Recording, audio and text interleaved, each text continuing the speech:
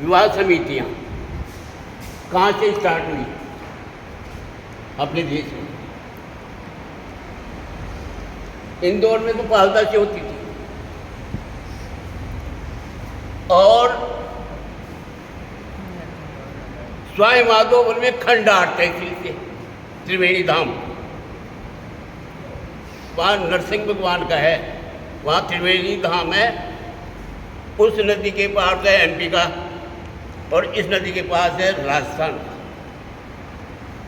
खंडार से जैसे पानी का बुदबुदा उठता है ना शादी पार्टियों का, वैसे खंडार से सवाई माधोपुर आ गई।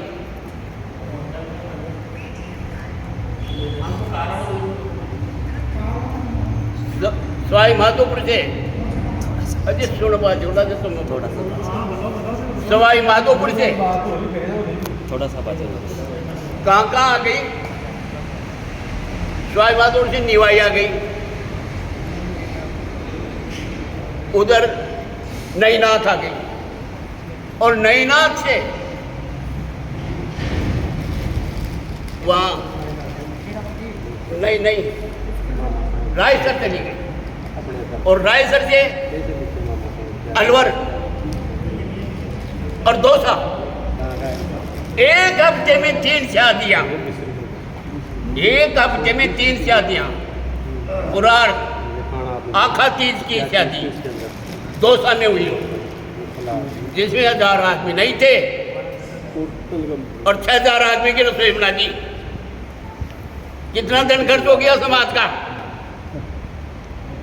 और एक म्यान में 2 तलवार।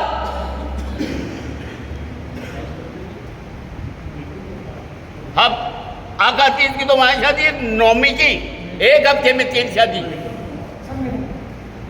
सम्मेलन नारायणपुर थाना गाजी अलवर जिले में, वो 10 जोड़ों की थी।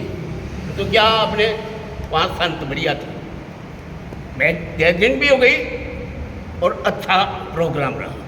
परंतु एक म्यान में 2 तलवार, कभी तो खाने का माल ही खत्म हो जाता है, बिस्कुट वगैरह भी नहीं मिलते हैं त्रिवेणी में, ऐसी हालत हुई।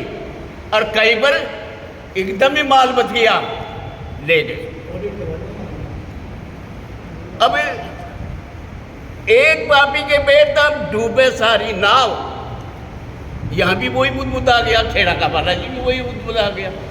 एक म्यान में 2 तलवार हो रही है, जिसने सीधार किया सभ्य लोग भी बता रही है। आज एक म्यान में 2 तलवार क्यों हो रही है? क्यों हो रही है?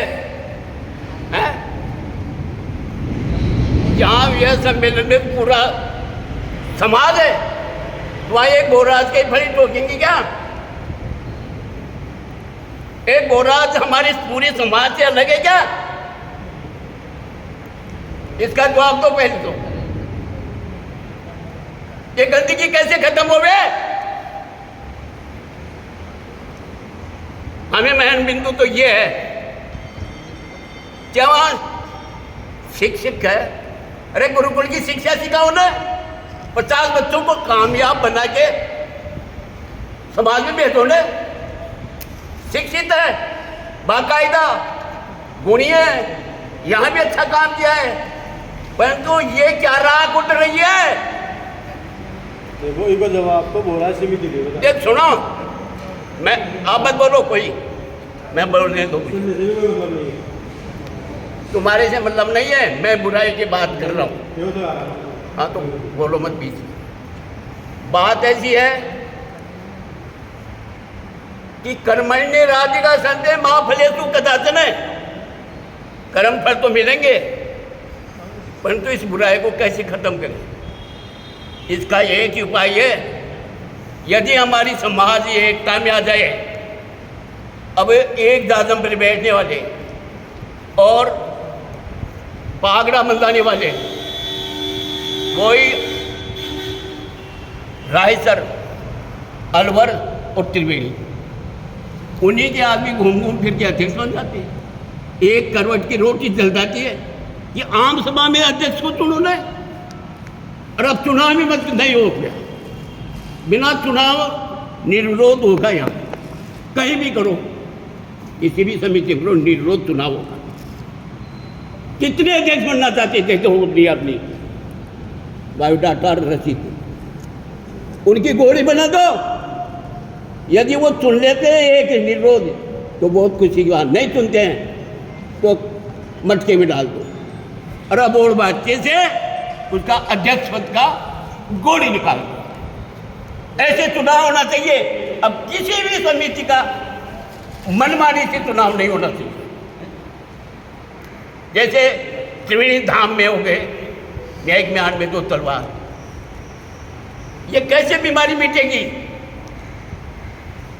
क्या वो 26 जोड़े एक जगह नहीं शादी हो सकती?